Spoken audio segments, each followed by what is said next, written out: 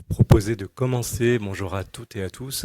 Bienvenue dans cette table ronde qui a été préparée par les membres du Club des experts de la sécurité informatique et numérique, donc le CESIN, sur la thématique de la transformation numérique.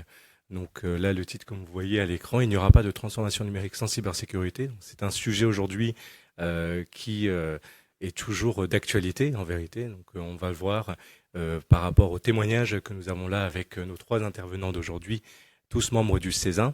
Que la transformation numérique a débuté depuis déjà des décennies, mais qu'elle continue avec les évolutions technologiques, avec les nouvelles technologies, et puis avec tous les nouveaux projets qu'on peut avoir dans nos organisations. J'ai aujourd'hui la chance d'être accompagné de Michael Prugnot, qui est RSSI à la Compagnie nationale du Rhône, CNR, ainsi que Dado Techilo, qui est RSSI à la BNF, Bibliothèque nationale de France, et Stéphane Lemay, qui est CISO chez Fujitsu France. Et moi-même, Julien Buis, qui est le Chief Security Officer chez Fabric, mais également responsable contenu au sein du CESIN. Je vous propose de démarrer cette table ronde avec les différents témoignages. Et pour commencer, je vais passer la main à Stéphane pour parler justement de l'intégration de la sécurité dans la stratégie globale, la transformation numérique dans les organisations. Est-ce que toi, de ton côté, tu as vécu des projets de transformation numérique qui ont nécessité ton intervention et puis tes inputs dans ton organisation? Alors, quelques-uns, mais mes cheveux gris sont là pour en témoigner. Moi, j'ai rejoint Fujitsu il y a 5 ans, donc une transformation qui visait à faire d'un constructeur informatique une société de services, d'infogérance. Et donc, je suis arrivé en janvier 2020. Donc, le projet venait juste de se lancer en France. Et puis, février 2020, mon patron, donc le DG de l'époque, Benjamin Evskoleski, m'a demandé de regarder ce qui se passait en Chine. Il y avait un truc qui se passait en Chine. Il m'a demandé de faire une projection. Et quand j'ai présenté l'analyse de risque, il m'a demandé ce qu'il y avait en haut à droite. J'ai dit, là, on va devoir fermer peut-être les usines, fermer nos agences, on va devoir splitter nos stocks.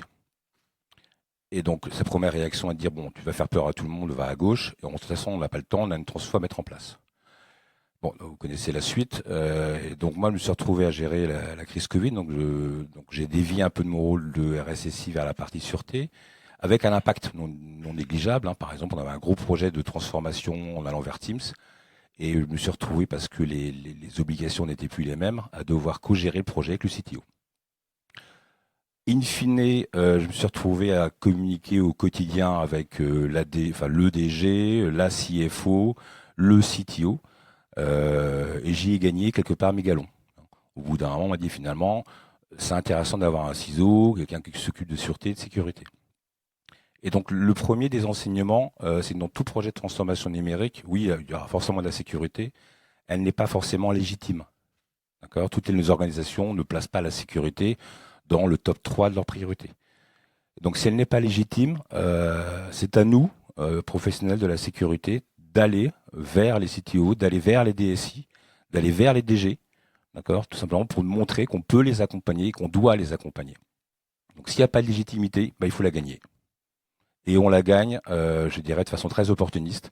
Et il faut savoir prendre la chance ou l'opportunité qui se propose, qui se présente à nous, un peu comme un SWOT. Vous avez un risque, à vous de la transformer en opportunité. Merci. Côté Michael, est-ce que toi, de ton côté, est-ce que tu as eu des projets de transformation? Et puis surtout, est-ce que cette cybersécurité est devenue aussi un pilier central de la transformation numérique dans ton organisation? Oui, effectivement, mais je pense que c'est le cas dans toutes, voire de nombreuses. Donc, moi, je suis dans une ETI, comme beaucoup, c'est le cadre un peu de l'intervention à la table ronde. Effectivement, on a eu la mise en place. En fait, on a plein de solutions très techniques. On produit de l'énergie renouvelable.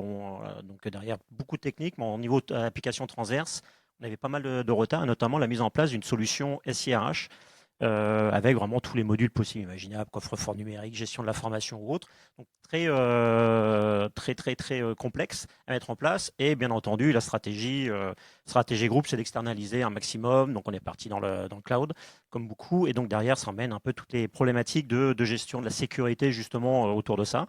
Et nous, de notre côté, ce qu'on a mis en place depuis c'est assez récent, hein, ça fait à peu près 1 an et demi, ça va faire 2 ans cet été, je crois, de mémoire, où voilà, mise en place, ça a l'air d'être simple comme ça, mais mise en place d'un plan d'assurance sécurité dès le début de l'appel d'offres. Voilà, c'est pas se dire une fois qu'on a choisi le candidat, on va commencer à mettre un peu de cybersécurité.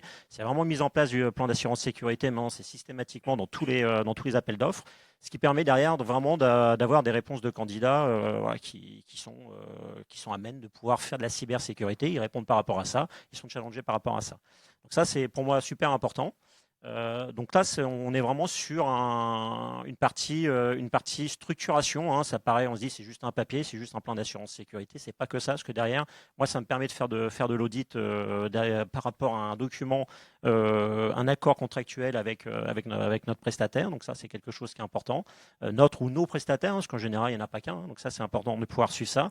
Derrière, je vous cache pas que c'est un travail assez important pour la mise en place. J'ai la chance, moi, derrière, d'avoir une direction générale qui est très, très mature en cybersécurité. Donc, la compagnie nationale du Rhône fait partie du groupe Engie. Donc, on a aussi on est énormément poussé par Engie, Engie, le groupe, pour pouvoir justement monter en maturité. Donc, ça clairement, hein, j'ai pas de débat hein, quand je vais voir ma direction générale, mon directeur, en disant on a des besoins en cybersécurité. Il suffit juste d'expliquer pourquoi. Et en général, voilà, ils percutent assez rapidement. Merci Michael. Est-ce qu'on a ce même paradigme, constat à la BNF qui existe toujours en vérité en Bibliothèque nationale de France? Donc, moi, je dois être un des dinosaures du petit groupe. En effet, dans mon poste, qui est adjoint DSI RSSI, j'y suis depuis près d'un quart de siècle, après avoir cumulé aussi le poste de directeur de la production. En gros, la BNF, nous avons une position particulière, puisque comment dire, la stratégie numérique avec la sécurité, c'est quelque chose qui a démarré avec le projet de création d'une grande bibliothèque qui a débuté en 89. Donc ça veut dire un bail. Après avoir mis en œuvre toute une instruction sur les processus qui existaient, qui étaient manuels, du papier, donc vous allez à la bibliothèque, on vous notez sur un cahier, vous êtes passé, vous avez pris tel document, etc. Donc là, il a fallu informatiser tout cela. Et je fais partie de l'équipe qui a mis en œuvre le premier SI numérique de la bibliothèque, que je continue à exploiter jusqu'à aujourd'hui. Donc ça fait 30 ans que je suis à la bibliothèque, donc c'est pour ça que je dis que je suis dinosaure. Mettre en œuvre la sécurité, c'était facile pour nous, puisque ça n'existait pas, même au niveau de l'État. Hein. La sécurité prise en compte au niveau de l'État est arrivée avec la PCCI, en 2014. Donc c'est récent de notre point de vue. Quelque part, bon, on a démarré la sécurité, même en termes de normes, ça n'existait pas non plus. Il y avait le début de 17 000. Et on a travaillé en utilisant la norme anglaise, le BS 99, je sais pas, 97, je crois, à l'époque. Donc, ça fait déjà vieux. Donc, ayant été un des artisans de ce nouveau SI, depuis une trentaine d'années, j'y ai, distillé des problématiques de sécurité, les traitements. Donc, on a commencé à mettre en place des outils de sécurité. Mais c'est passé en douceur, puisqu'on nous faisait confiance. On y allait sans rien bousculer, vu que c'est un système nouveau et personne ne savait où on allait. Souvenez-vous, pour les plus anciens, à la fin des années 80, il y avait les piratages de CD-ROM et autres. La crainte, c'est que les documents numériques soient piratés, voire copiés, enfin piqués quoi quelque part. Donc on a mis en place tout ce qu'il fallait dans ce nouveau SI, ce qui fait que aujourd'hui, en termes de nouveaux projets, etc., l'impact, on ne peut pas dire qu'il n'y en a pas, mais on y va tout doucement. Très bien, donc on y va tout doucement, mais peut-être que ce n'est pas le cas dans d'autres organisations. Michael, on va pouvoir passer à la section suivante qui va parler justement de tout ce qui est déclinaison opérationnelle. Donc, comment vous allez maintenir justement cette cybersécurité avec les différentes transformations, les différents projets de transformation, ces défis opérationnels que vous avez au quotidien. Notamment, tu parlais tout à l'heure de ton projet SIRH.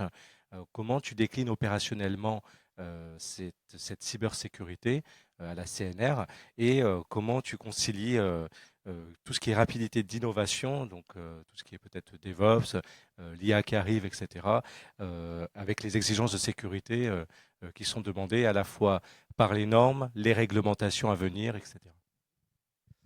Oui, effectivement, en fait, on a l'IA, hein, effectivement, c'est un peu le terme à la mode. Hein, ça fait des dizaines d'années que ça existe, mais effectivement, l'IA générative a fait qu'on a eu de nouveaux gros risques en fait qui sont arrivés. Alors c'est une opportunité, mais également des risques, hein, bien entendu, côté cyber. Après, l'IA, ça fait très très longtemps que nos solutions de sécurité utilisent l'IA, donc on va pas se dire l'IA voilà, c'est tabou, hein, mais clairement l'IA générative a emmené d'autres risques, hein, comme le télétravail a pu emmener pendant le Covid ou autre. On a eu ce risque qui est arrivé de fuite de données. On maîtrise plus en fait, on maîtrise plus du tout. On s'est rendu compte en fait avec les flux firewall qu'on avait pas mal de données qui partaient, mais on savait pas trop qui, quoi, comment. Donc il a fallu qu'on aille un petit peu plus dans le détail, se dire qu'est-ce qui est en train de se passer pour pouvoir derrière se dire bah voilà c'est parti maintenant, qu'est-ce que l'on fait? Moi, j'ai plus pris le pendant de venir en aide plutôt que de dire allez, on arrête tout, on supprime tout, on coupe tout. Et j'ai vraiment pris mon bâton de pèlerin pendant facilement 1 an et demi où j'ai fait donc la Compagnie nationale du Rhône. Hein, on exploite le Rhône, hein, le fleuve de Genève à Marseille. Hein, on fait tous les barrages hydrauliques, pardon. Et derrière, clairement, sur cette partie-là, j'ai eu besoin d'aller sur nos 19 usines pour pouvoir aller voir toutes les personnes qui ont accès au système d'information pour les sensibiliser. Clairement, on ne peut pas, moi c'est vraiment ma façon de voir, mais on ne peut pas reprocher à les personnes de faire des erreurs, des bêtises si on ne va pas les voir en leur expliquant que ce qu'ils font, ça présente un risque, pas uniquement pour lui, pour son métier, mais pour toute la société. Et ça, c'est quelque chose, j'ai souvent eu des yeux écarquillés en disant, mais c'est un peu Star Wars son discours, parce qu'ils ont pas... Ils ont l'impression que c'est que dans les films ou autres. Et ce côté sensibilisation, je suis vraiment à cheval dessus, parce que c'est vraiment quelque chose. Pour moi, j'ai eu des bons résultats sur cette partie-là, parce que j'ai des personnes qui m'appellent très très régulièrement suite à ces sensibilisations.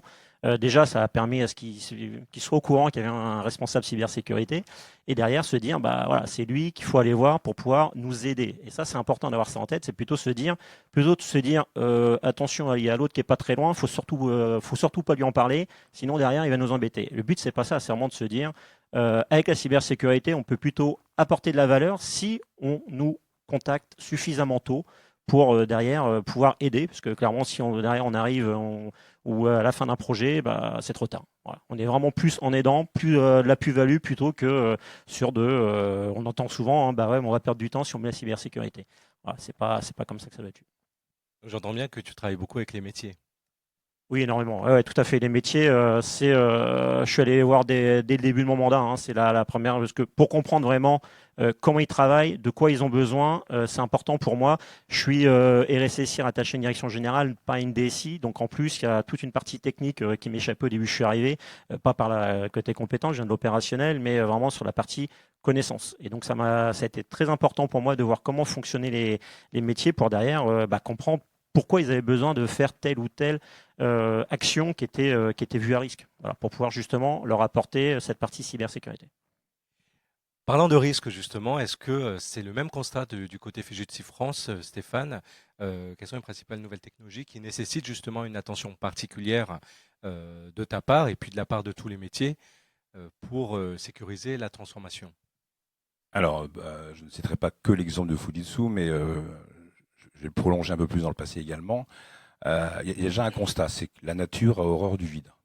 Donc les innovations aujourd'hui, c'est l'IA, mais avant, ça a été, alors ce matin, on a eu une belle présentation, on est remonté quasiment jusqu'au Minitel. L'IT n'est que de l'innovation. D'accord ? Donc il y a un constat, on innove constamment, et c'est pas d'aujourd'hui. La nature a horreur du vide, et ça sera avec ou sans la cybersécurité. Alors avec la cybersécurité, il vaut mieux le faire en amont, parce que plus on intervient tard, plus quelquefois il y a des corrections à mettre en œuvre. C'est le premier constat. Le deuxième, c'est dans notre rôle. On doit adopter effectivement une posture qui n'est pas celle de censeur, mais de facilitateur dans les projets. Et pour ça, je vais prendre 2 exemples très opérationnels. C'est une stratégie que certains vont reconnaître, pour les plus anciens d'entre nous. C'est la stratégie de la TNAI. Ceux qui n'ont pas la ref, c'est un très vieux film de l'amoureux, Robert Lamoureux de mémoire. Donc la TNAI, en amont et en aval. En amont, c'est de se rapprocher des métiers et d'organiser ce qu'on appelle, certains d'entre vous le font, des réunions de préqualification. Très en amont, avant le début du projet, on réunit les métiers, l'IT, la cyber. 1 heure, pas plus.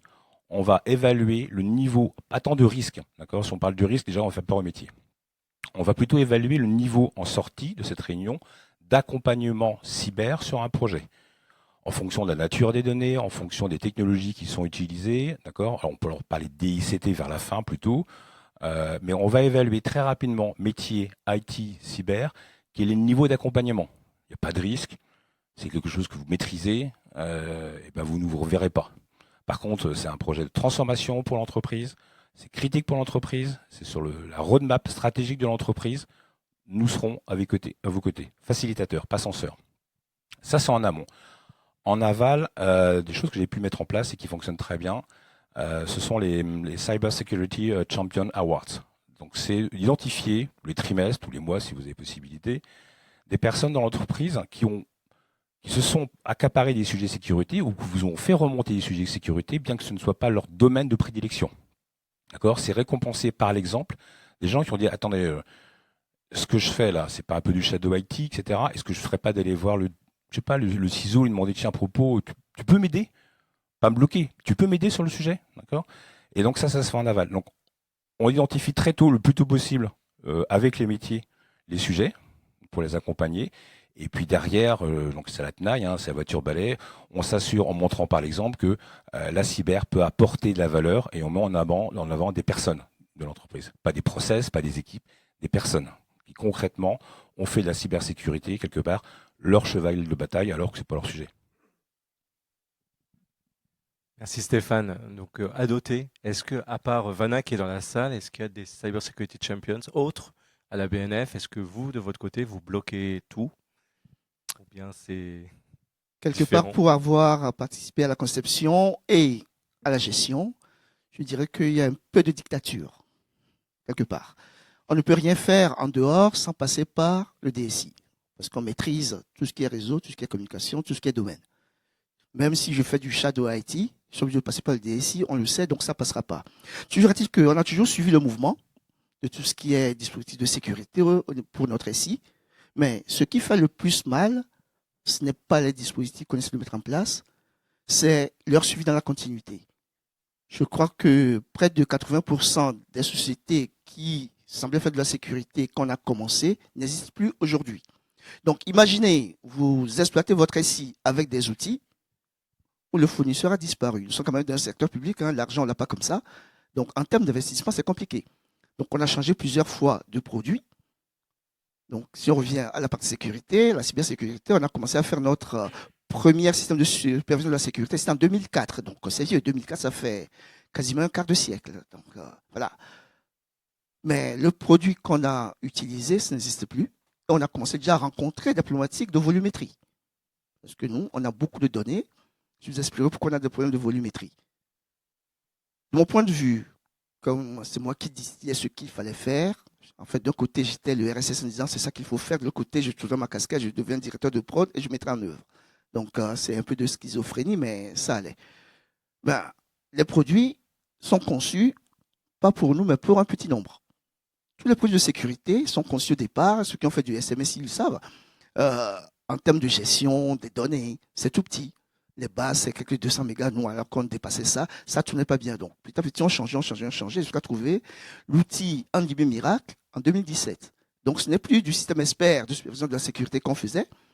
On commençait à parler d'IA. 2017, c'est vieux déjà, ça commence à prendre de l'âge. Mais, quelque part, même ce produit-là, dans lequel on commençait à injecter des choses, à un moment donné, c'est pas que le produit a disparu, mais connaissez bien les éditeurs.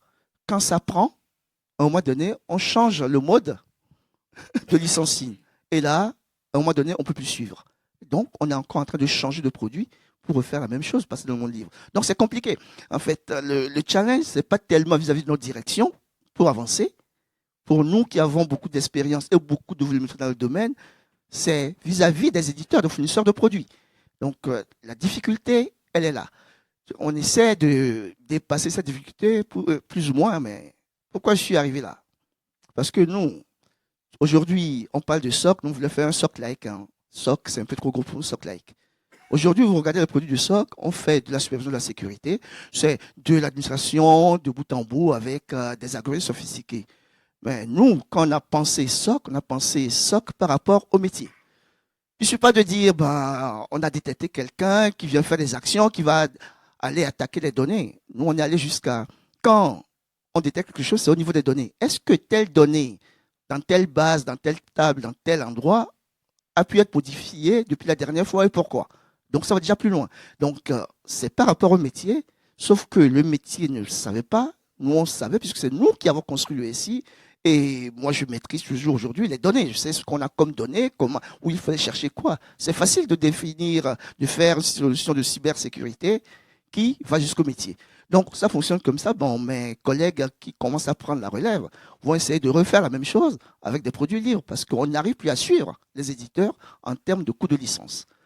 Donc, c'est pas très compliqué pour nous. C'est très compliqué quand je pense aux éditeurs. En interne, ben, notre administration continue à nous faire confiance puisque depuis 30 ans, ça fonctionne et jusque-là, ça va. Est-ce que ça ira toujours? Je ne sais pas. Justement, là, on a planté du coup le décor pour ces différentes organisations, planté le contexte. L'idée, c'est de savoir aujourd'hui si vous avez des exemples de projets ou bien d'initiatives où la cybersécurité a sauvé ou compromis, hein, j'espère pas, justement des projets de transformation numérique. Donc maintenant, on a un peu de recul, hein. Il y a 10 ans, moi-même qui étais chez BNP Paribas, on parlait de digital working, etc. Donc là, on en est bien loin maintenant. Et je me rappelle, la cybersécurité n'était pas forcément intégrée dans ces projets-là. C'était l'apparition des iPads, l'apparition des téléphones, donc des smartphones, hein, des iPhones, etc. Et donc, de ton côté, Adoté, est-ce qu'il y a des exemples de projets qui ont nécessité peut-être des collaborations fortes avec les métiers, avec ton DSI, ta direction générale? Ben, je dirais non. Déjà, étant adjoint DSI, je suis un peu DSI, donc c'est avec moi-même, en fait. Donc, quelque part, ben, je dirais non. Nous, on n'a pas de ROI. En revanche, vis-à-vis des métiers, ce qu'on pousse, c'est que nous, on veut la pérennité de notre système, le fonctionnement au quotidien. Il n'est pas question que quelqu'un qui a réservé sa place un mois à l'avance, le jour où il arrive en venant de l'autre bout du monde, le système ne fonctionne pas. C'est ça qu'on a mis en avant. Comment faire en sorte que on puisse garantir tout le temps le fonctionnement de notre SI. On oublie la cybersécurité qui a plutôt un terme entre techniciens qui pensent plein de choses. Non, il n'y a pas de sécurité si on ne pense pas métier. En gros, s'il n'y avait pas de métier, il n'y aura pas de sécurité, il n'y aura pas de système. Donc on revient au métier. C'est comme ça on fonctionne toujours à la BNF. Qu'est-ce qu'on fait pour que le système fonctionne tout le temps? On oublie la technique. Donc aujourd'hui, ça tourne, ça continue de fonctionner. Donc est-ce que la cybersécurité a sauvé quelque chose? Je n'en sais rien, puisqu'on pense toujours comment on garantit le fonctionnement. Peut-être que les mesures qu'on prend pour garantir cela fait que ça l'a sauvé sans qu'on le sache. C'est à l'insu de notre plein gré quelque part. Donc, il n'y a pas de ROI.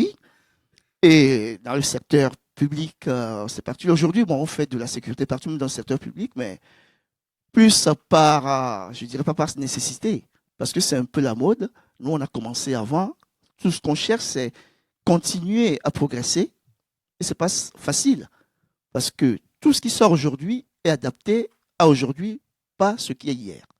Et nous, on a déjà beaucoup de choses hier. Notre problématique c'est pas la sécurité, c'est comment on fait aujourd'hui pour que dans 10, 20, 30, 50 ans, vous continuez à accéder aux documents numériques et à les lire avec les outils du moment. On pense sécurité, on oublie les données, on oublie le métier. Le métier, c'est fonctionner. Et notre métier, c'est garantir que les documents soient toujours accessibles après nous. Donc, est-ce qu'il y a une solution de sécurité aujourd'hui qui permet cela? Non. Ben, nous, on l'a fait. On a un système de préservation qui permet de le faire. Voilà. Et ça a été conçu il y a 20 ans, avec des problématiques qu'on peut connaître, qu'on pourrait connaître, et des outils qui n'existaient pas, qu'on a dû inventer et développer nous-mêmes. Et le maintien en condition de sécurité, bien entendu. En continu. Sauve. En continu, ça nous sauve peut-être, mais on ne le sait pas. On saura peut-être un jour. Est-ce que de ton côté, Mickaël, tu as sauvé aussi les projets de transfo numérique? Alors, juste, tu as dû me maudire sur la question d'avant, parce que j'ai oublié de parler de l'analyse de risque. Mais j'ai juste 2 minutes pour pas prendre de temps, mais effectivement, sur le cas d'avant, en fait, on est passé sur une analyse de risque cyber. C'est là où j'ai beaucoup travaillé avec les métiers, qui a duré 6 mois. Hein. C'est énormément de temps à passer, mais clairement, comment faire une feuille de route cyber sans savoir quels sont nos risques? Et donc là, derrière, un des risques qui est important, et ça me permet de rebondir sur la dernière question, l'un des risques importants, c'est le risque prestataire. C'est un peu ce que tu disais avant. Hein. On a eu ça qui est monté très très haut en se disant, on externalise de plus en plus, on a de plus en plus de personnes externes qui travaillent pour nous.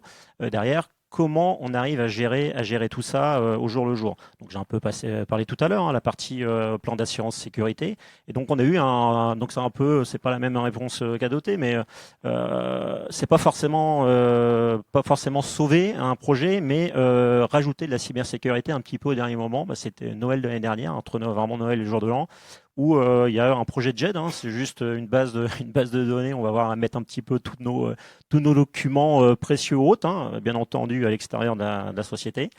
Qui fait que derrière, quand j'ai vu en fait que le contrat qu'on avait passé, parce que c'était pas du tout passé par le RSSI, le contrat tenait sur une page A4, là, je suis un petit peu tombé de ma chaise en disant, je pense qu'on a oublié des trucs. Donc là, j'ai repris quand même au vol ce sujet-là en me disant que la GED, on pouvait pas partir comme ça avec une petite feuille A4. Et c'est là donc j'ai rajouté justement, donc je suis allé un petit peu enquiquiner. Je pense que les 4 ou 5 candidats qui ont répondu, ils doivent toujours me maudire aujourd'hui, mais clairement, quand je suis venu en leur disant maintenant en fait, on va faire un plan d'assurance sécurité pour pouvoir vraiment in fine sélectionner le bon candidat, ils m'ont tous dit ouais, mais ça a pu être le même tarif. Ce qui m'a fait penser, c'est là où je dis c'est pas sauvé, mais qui m'a fait penser que on a bien fait de le faire. Ça veut dire que sur leur première réponse, clairement la cybersécurité, ça n'a pas été leur premier sujet, quoi. Donc ça a peut-être pas sauvé, mais ça m'a permis, je pense, de reprendre la main sur un projet qui pour moi était stratégique. De ton côté, Stéphane, est-ce que tu as justement sauvé ou bien tu as des projets concrets à nous partager, notamment sur peut-être les réglementations à venir, peut-être aussi comment toi tu mesures ce ROI de la cybersécurité? Alors, sauver, c'est peut-être un grand mot, mais alors, en parlant de ROI, on ne peut pas toujours mesurer ce qu'on peut gagner. C'est assez compliqué. Par contre, ce qui est assez facilement imaginable, c'est d'imaginer ce qu'on peut perdre. Et donc, j'ai un cas concret. Alors, on n'est pas chez Fujitsu, on est quelques années avant. Je suis dans un groupe où le métier opère un SI industriel. Donc, on a des capteurs, des actionnaires, du PLC, du SCADA, etc. Et lorsque j'arrive, je suis intégré, on me dit, écoute, Stéphane, il y a un gros projet de transformation numérique du SI industriel. On va recruter un DSI, on va s'y mettre. Ça fait des mois. Bon, le projet est là, il est posé sur la table.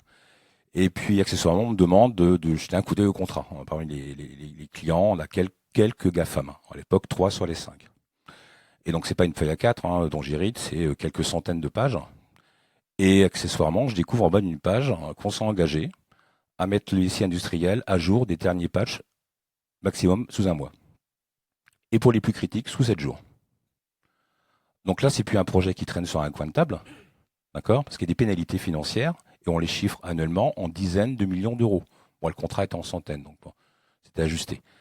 Et donc là, c'est plus un projet de DSI, c'est plus un projet IT, c'est même plus un projet OT, c'est un projet. Alors, ça remet pas en cause la survie de l'entreprise, mais sa rentabilité, oui, clairement. D'accord. Et donc là, le DSI a été recruté et on a mené ce projet conjointement, avec derrière un impératif de sécurité. Ça prenait le pas sur la partie fonctionnelle.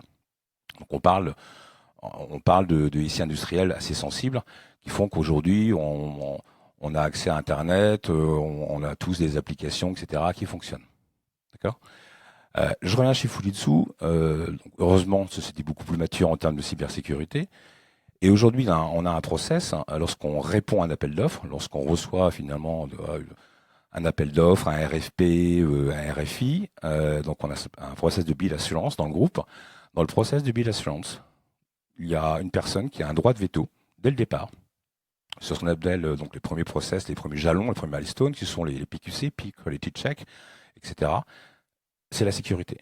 Donc, dans mes fonctions en France, je reçois, j'ai la lecture, tous les RFP qui arrivent de nos clients. Et je dois regarder, non pas s'il y a de la sécurité, Fujitsu en France ne vend pas de sécurité, en fond de l'infogérance, de systèmes d'information. Par contre, il y a un impact.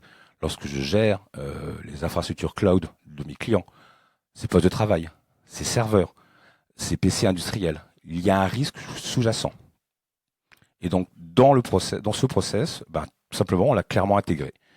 Donc, le RSSI a une capacité de veto sur les réponses des équipes BID. Très bien. Donc je comprends, Stéphane, ne lâche pas le micro. Pour le mot de la fin, pour la conclusion, je comprends qu'aujourd'hui, la cybersécurité est vraiment un pilier central. Donc ça, c'est pour les DSI, hein, qui mènent justement les projets, les futurs projets de transformation numérique. Quelles seraient, toi, tes recommandations au final sur ça? Est-ce qu'aujourd'hui, il n'y aura pas de transformation numérique sans cybersécurité? C'est une réalité. Et du coup, c'est plutôt aujourd'hui, la cybersécurité est au cœur des discussions d'entreprise. Alors déjà, en tant que professionnel de la cybersécurité, je m'en fais pas sur mon avenir. Je pense que avec le volume d'attaques hein, qui se multiplie, avec la complexité des attaques qui aujourd'hui sont supportées par l'AI, je pense qu'on n'a pas trop de problèmes en termes de carrière déjà. Par contre, ce qu'on a vu surgir maintenant depuis quelques années, hein, la sécurité, ça a accaparé un terme, alors qui n'est pas forcément aujourd'hui encore diffusé auprès des DSI, c'est le terme de VICA. Donc c'est un terme emprunté sur le théâtre militaire. Hein. Donc VICA pour volatilité des informations, incertitude, la complexité. Une information qui était vraie il y a 5 minutes ne l'est plus forcément aujourd'hui. Hein. Moi j'ai eu dans des cyberattaques les ascenseurs ou les montagnes russes émotionnelles, on a les sauvegardes. Les sauvegardes sont chiffrées. On a récupéré des sauvegardes non chiffrées, mais on n'a pas les index. Et donc aujourd'hui, ça peut, sans cyber, on peut basculer dans autre chose, d'accord? C'est un théâtre de guerre cyber. Et très peu d'organisations sont préparées à ce type d'exercice. Quand on parle de gestion de crise, on s'imagine que ça se fait calmement, on commande des pizzas, on va rester tard le soir, etc. Non. Une crise cyber, ça se règle pas en une semaine, pas en un mois, etc. Donc à nouveau, regardez pas forcément ce que l'on peut gagner, mais ce que l'on peut perdre. Et puis pour le mot de la fin, c'est compliqué, pas compliqué à dire, mais imaginez. Un RSSI, par nature, a plutôt horreur du risque. On va plutôt chercher à le minimiser, à l'éviter, à le contourner, etc. Et bien, je pense qu'aujourd'hui, le RSSI, dans sa posture, doit prendre le risque. D'accord ? On n'est plus là pour regarder passer les trains.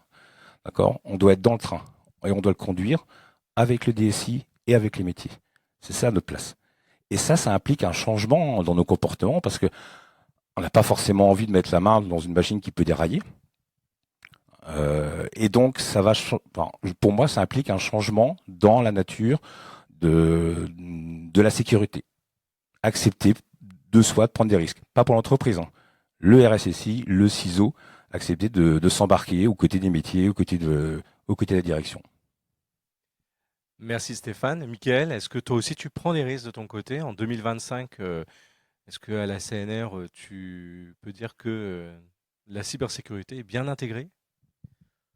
Bien intégré, jamais à 100%. On découvre toujours des choses. En fait, on est constamment en train de se répéter. Hein. Ça fait partie, je pense, du job de tout RSSI. Hein. C'est clairement, on s'en revient. L'année après, on se dit, il me semble avoir déjà dit une fois, deux fois, trois fois. Et voilà, c'est normal. Les métiers, ils sont dans leur métier, ils sont partis, ils ont écouté une partie du bon discours et après ils repartent et c'est comme ça que ça se passe. On sait, c'est humain. Hein. On n'est pas sûr.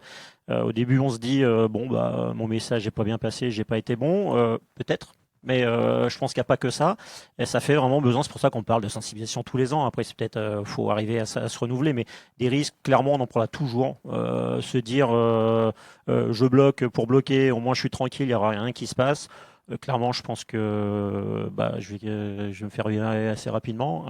Derrière, on a les métiers qui ont besoin d'aller vite. Il faut qu'on arrive derrière à pouvoir avancer.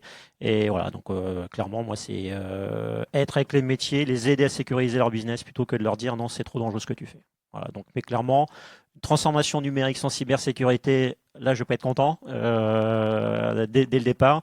Par contre, oui, il faut pas être bloquant, mais plutôt aidant et apporter une plus-value plutôt que d'être quelqu'un qui va ralentir le business.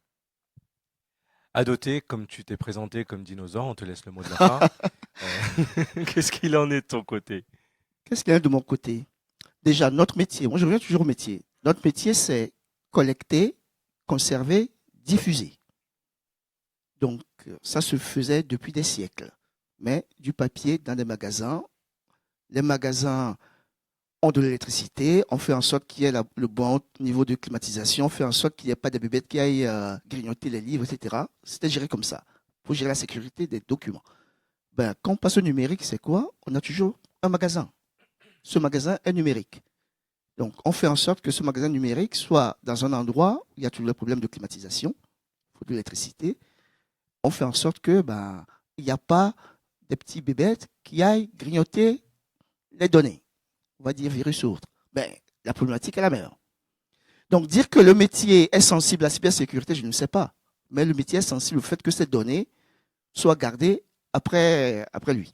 Donc, on fait en sorte que tout ça soit bien conservé, bien collecté déjà, bien conservé et surtout continuer à faire la diffusion. Ce que grand nombre ne savent pas, aujourd'hui, on a parlé de Biode. Nous, on a offert à nos lecteurs l'accès à nos données depuis l'enceinte de la BNF. C'est facile avec les prises RJ ou voire du Wi-Fi. Les premiers accès portables qu'on a offerts à nos données, c'était du câblage qu'on a amené, câblage modem jusqu'aux tables de lecture, du RTC. Donc, on l'avait déjà fait il y a longtemps, donc à l'ouverture en 98. Vous voyez, donc, et depuis ce temps, ça veut dire que à l'intérieur de la bibliothèque, sur notre réseau interne, logiquement séparé, on peut avoir des choses qui peuvent se passer mal. Donc, notre souci, depuis le début, c'est conserver ces données-là. Et pour conserver ces données, on fait le mieux que l'on peut avec les outils qu'on a pour les conserver. Mais le problème pour nous, c'est, comment dire, quand on est précurseur sur quelque chose, non seulement on a du mal à se faire comprendre, on a du mal à trouver les produits, et quand on trouve les produits, ça ne dure pas dans le temps. Et ça continuera. Merci à Doté. Donc on entend pour le mot de la fin. De toute façon, quelle que soit l'organisation, merci messieurs pour vos témoignages. La cybersécurité aujourd'hui est un élément pilier, un support d'une organisation. Et donc c'est sur ce mot-là qu'on termine notre table ronde. Donc merci aux intervenants. Et on a un peu de temps et merci aux participants de la table ronde. On a du temps pour prendre des questions. Profitez-en si vous en avez. Oui.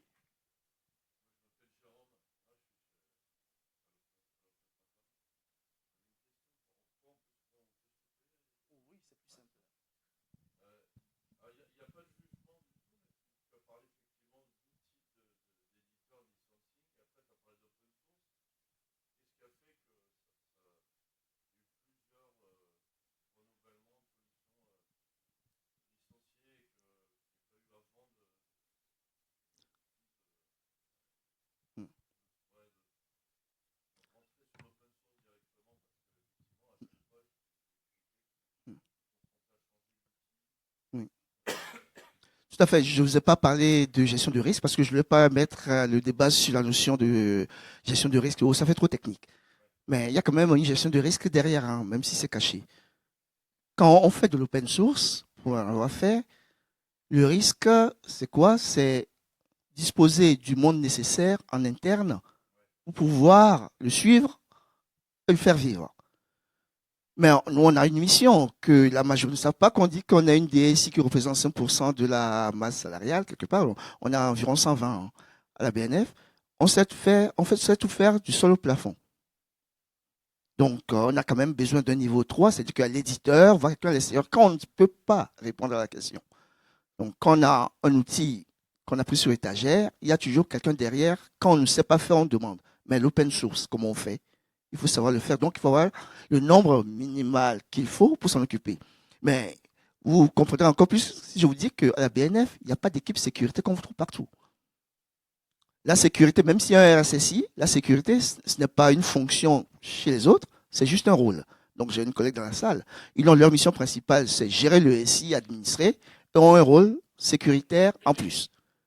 Donc, comment dire, on maintient des outils si on n'a pas d'équipe qui s'en charge. Donc c'est, comment dire, on fait un mix plus ou moins, je dirais, intelligent de qu'est-ce qu'on prend sur étagère, qu'est-ce qu'on prend dans l'open source en fonction de nos moyens et de notre capacité à faire.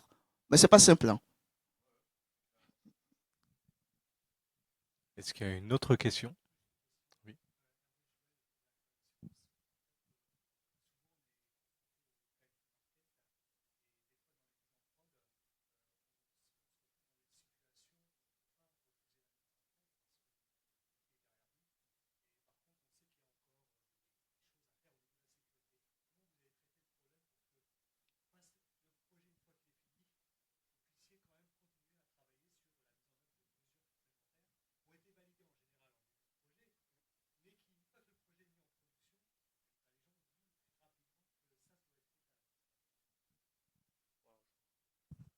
Oui, on est clairement, on n'est pas encore complètement, nous, sur cette partie-là, on fait énormément de développement aussi en interne. On a un centre de service chez Thales hein, qui fait nos développements. Pareil, je suis constamment en bagarre avec eux, hein, clairement. Hein, je m'en cache pas. Hein, mais derrière, bah, faut que le RSSI contrôle constamment. Il faut absolument que le métier soit transparent. Il y a des choses qu'on ne peut pas prévoir. Il y a des moments, pareil, ça revient à dire, on va prendre des risques parce que c'était pas prévisible ou autre. Mais si dès le départ, la cybersécurité, même en termes de projet, même quand on arrive au niveau du run, derrière, au niveau du run, normalement, le RSSI a également prévu un peu les process, ce qu'il y a, mettre un petit peu des garde-fous. Et sur la partie DevOps, hein, c'est un gros sujet, hein, parce que derrière, clairement, alors on fait de l'agile ou pas de l'agile, hein, à la fin de chaque sprint, pour passer d'un sprint à l'autre, normalement, il y a le petit tampon cyber pour pouvoir se dire, on passe au sprint d'après. Et ça, quand c'est bien au départ, c'est un petit peu, je peux pas dire que c'est une usine à gaz, mais c'est compliqué parce que derrière, clairement, personne comprend vraiment où est sa place. C'est là où on est vraiment vu comme retardateur. Alors que bah, j'ai travaillé pour une filiale de BNP il y a quelques temps. On avait mis en place justement cette partie-là. Et dès le départ, en fait, j'ai été mis dans la boucle. Et on a été très très rapide après sur dès qu'il fallait livrer, parce qu'il y avait la checklist. Hein. Il y a la checklist sécu. J'ai dit à chaque fois que tu as un truc, tu regardes si tu dois mettre tout ça à vérifier avant de mettre en prod autre. Donc je pense qu'effectivement, sur le time to market, il y a peut-être, on va dire, quelques heures, je pense, ça se compte même pas en jours de décalage, mais au moins c'est mis en production de manière sécurisée, parce que si c'est mis en production de manière non sécurisée, derrière, bah, il y a le traitement des vulnérabilités à gérer, et je pense que c'est encore pire. Moi, je vous dirais que bon, on a quand même un avantage, on n'a pas de time to market, donc on n'a rien à vendre, c'est pas mal. Toujours est-il que, comme je vous l'ai dit, on est pas assez nombreux pour tout contrôler. Donc, il y a des projets qui démarrent, qui sont développés, sans passer par le RSSI, voire quelqu'un de la sécurité. Mais je vous ai dit aussi qu'il y a un petit peu de dictature qui dit que ben, tout projet qui sera recalé quand il y aura des tests d'intrusion, c'est qu'aucun projet accessible de l'externe ne peut passer en prod sans audit de sécurité. Si l'audit dit faille critique, le projet n'ira pas en prod. Donc, on peut faire tout ce qu'on veut. À un moment donné, il y aura le couperet. Donc, on s'en tire comme ça. Alors peut-être pour compléter, quand on me demande ce que c'est que le métier du RSSI, vous allez voir, c'est super simple. Un RSSI, il est là pour évaluer des risques, proposer des mesures d'atténuation, de réduction, et in fine, on aboutit sur des risques nets. D'accord ? C'est pas le RSSI qui les valide. Le RSSI, il est là pour conseiller. D'accord ? Après, on le suit pas. Mais in fine, qui prend la décision, c'est le métier. D'accord ? Nous, notre rôle est vraiment d'accompagner, d'évaluer avec l'honnêteté qu'implique notre fonction, évaluer les risques pour l'entreprise. D'accord ? Mais il n'y aura jamais de business sans risque. Donc le risque zéro n'existant pas, on a l'équation.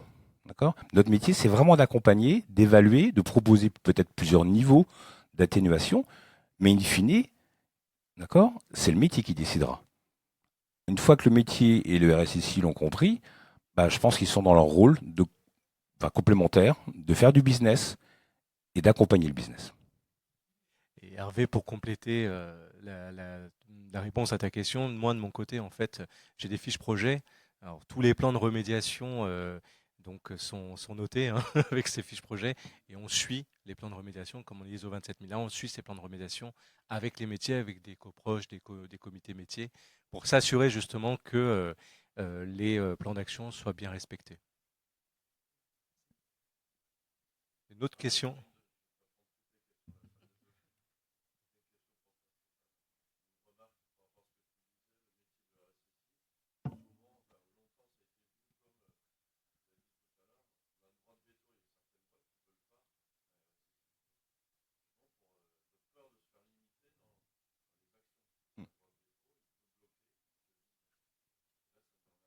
Alors, il y a un droit de veto. Alors, c'est un droit de veto, donc la partie bid d'assurance. Ça veut dire que je dis à mes petits camarades en face, non, vous revoyez votre copie. D'accord ? Parce qu'il y a des risques, etc. On les évalue. D'accord ? Parce que donc le Fujitsu est un groupe japonais. S'il y a des gens qui ont horreur du risque et qui ont une appétence zéro au risque, ce sont les Japonais. D'accord ? Il y a deux choses importantes. Ils n'aiment pas le risque. Et lorsqu'ils donnent leur confiance, c'est une seule fois. D'accord ? Mais hormis effectivement ce rôle, je dis à mes petits camarades, parce que je travaille avec eux sur les réponses, hein, je dis, vous avez oublié ça, vous avez oublié le plan d'assurance sécurité, vous avez oublié le plan de continuité d'activité, et ça a un coût, etc. Et donc, c'est pas à la fin en disant, on va dégrader la marge qu'on va le réaliser. Mais le rôle du RSSI n'est pas un rôle, je l'ai dit, n'est pas un rôle de censeur, mais un rôle de facilitateur. Donc, mis à part voilà, mais c'est pas, je dis, on répond pas aux clients, évidemment. Je dis juste, les gars, vous allez revoir, et je vais revoir avec vous la copie, d'accord? Parce qu'il y a quelque chose à mettre dedans. Mais oui, c'est fini le temps où un jour j'ai rendu un PC et on m'a fait remarquer que les lettres les plus abîmées effacées sur mon PC, c'était le N et le O. J'ai dit, c'est pure coïncidence. Et c'est véridique, hein, tu peux en témoigner. Voilà. Donc c'est fini le temps où le RSSI c'était facile. Enfin, il était facilement repérable dans l'entreprise. C'était le gars qui bouffait tout seul à la cantine. C'était le gars qui prenait toujours les ascenseurs parce qu'il avait peur d'être poussé dans les escaliers. Et donc non, ce rôle aujourd'hui n'est plus le même, d'accord. C'est quelqu'un qui dit oui, mais avec des mesures d'accompagnement, etc. Et c'est dans ce rôle de facilitateur que la DSI et la RSSI vont embarquer la Sécu. C'est très tôt et c'est ensemble. J'ai répondu ?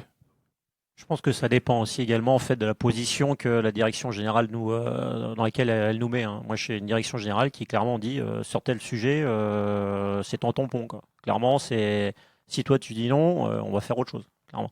Et ça dépend à quel niveau se met. C'est la première boîte où je me trouve dans cette situation-là. Les autres boîtes, c'était un peu ça, c'est du conseil et en gros, si le conseil nous va pas, on va faire comme si on n'avait rien entendu. Quoi. Voilà. C'est ça. Et là, clairement, j'ai une direction générale qui me dit non, là, c'est clairement, si toi, tu estimes que le risque est vraiment trop élevé, il faut qu'on passe sur autre chose. Voilà, il faut qu'on travaille autrement. Mais c'est ma direction générale qui m'a donné ce mandat-là. Quoi. Mais toujours pareil, hein, le nom, je vais regarder mes lettres, mais je n'ai pas dû souvent le dire. Hein, c'est vraiment ce que tu fais, c'est je comprends ton besoin, il faut qu'on y aille, mais clairement, ce que tu fais, c'est pas sécurisé. Je te propose plutôt de faire comme ça. Mais parce que j'ai ce mandat-là au niveau de ma direction générale. Eh ben, merci, messieurs. Le Césin vous remercie participants. Et bon forum à vous.